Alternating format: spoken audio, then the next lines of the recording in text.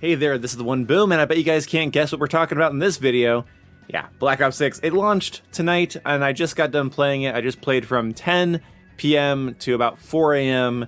Almost have the XM4 gold. I'm just burnt. I'm gonna finish it tomorrow. And it has been a fun time, and I wanted to talk about it briefly here. How is the game compared to the beta? I don't really have any notes because as I was playing, I didn't have a chance to write any down. Usually for these first impression videos I make when a COD first comes out, I have like 3 pros and 3 cons at least written down as like a structure, but I was so busy just playing the game and not worrying about anything that only a couple things are rattling around in my head and I never wrote anything down. And that's sort of a testament to the game. Honestly, there's nothing that was so jarring that I wanted to like grab my notebook and write something down. It was literally a near flawless experience with give or take a few things. So first of all, compared to the beta, the game looks and runs a lot better. Clearly, the graphics and everything during the beta were toned down. The general like lighting and shading was just off, to say the least, and I am so happy to say that the game looks phenomenal now that it's in its full release. It is colorful, sharp, vibrant, it looks good. There is some texture quality issues, probably from the required texture streaming and first time load, but it looked good, much better than the beta. The beta had a weird depth of field issue on guns, where sometimes their front iron sight would be kind of blurrier than the rear sight, and that has been fixed now, where the whole gun is a lot clearer now. Guns feel more stable, even though in iron sights things are a little shaky. I'm not really having too much of an issue.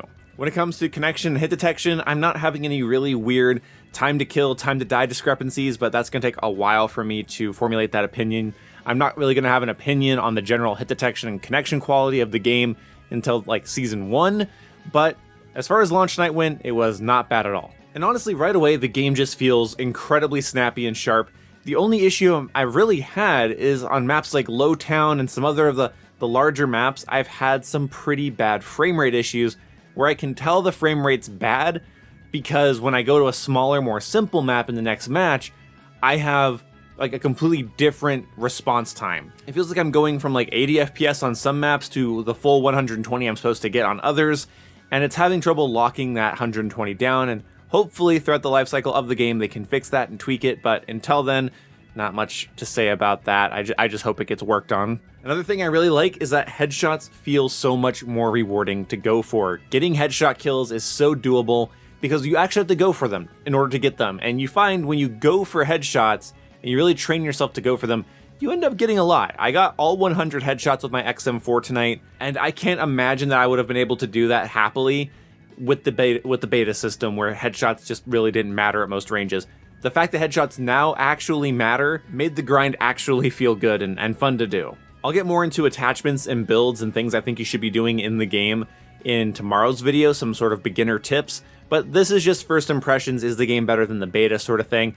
And in my opinion, yeah, so far it is. I'm liking the new maps that weren't in the beta. They're unique and interesting. They're actually much more intricate than you would expect. I think a lot of people, especially people that like more complicated maps, were worried that this was going to be like Cold War where the maps are completely symmetrical and really predictable, but that's really not the case. These maps are intricate and have tons of weird little areas, and it almost reminds me more of Black Ops 1 map design compared to Black Ops Cold War. They also changed how aim assist works. Aim assist was completely cutting off at around 2.8 meters in the beta, and I believe that's like rotation was cutting off at 2.8, and then slowdown was completely removed at like 2 meters or something like that.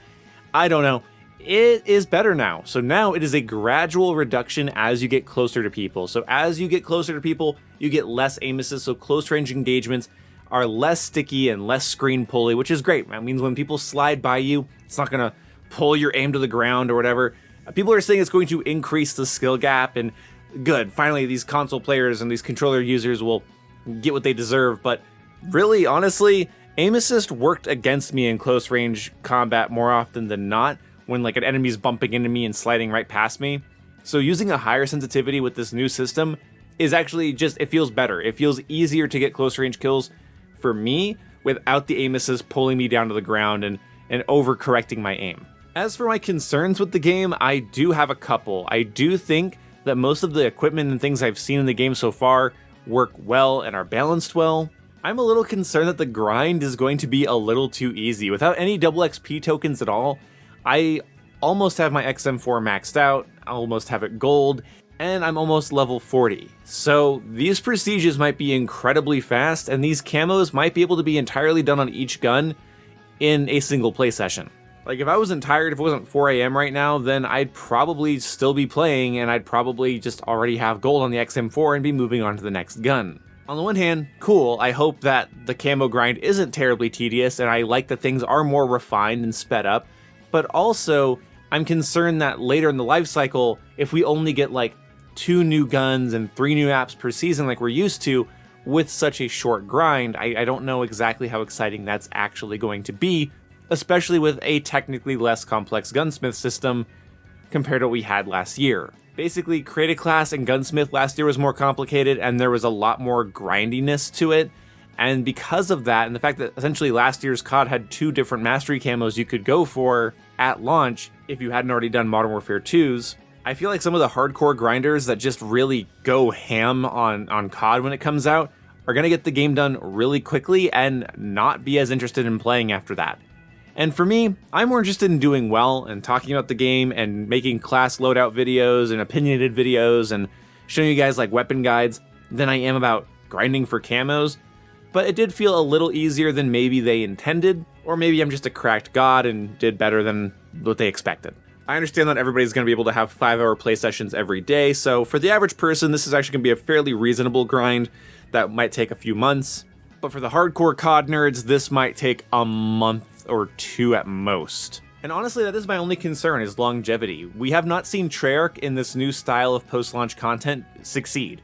Black Ops 4 had a season pass, a battle pass, and supply drops, and it was a fucking nightmare. And then Black Ops Cold War didn't really keep up with the demands of the player base and didn't really give us enough to keep us coming back.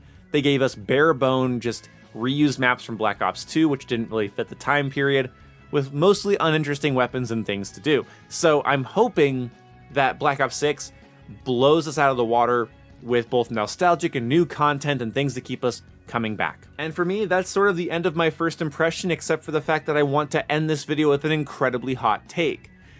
I don't think I could have picked a better Call of Duty to come back to YouTube for, because I don't feel like I'm missing out on anything here. This feels like a refined, cut and dry multiplayer with a solid skill gap that's going to keep me entertained all year round and making content for you guys all year round.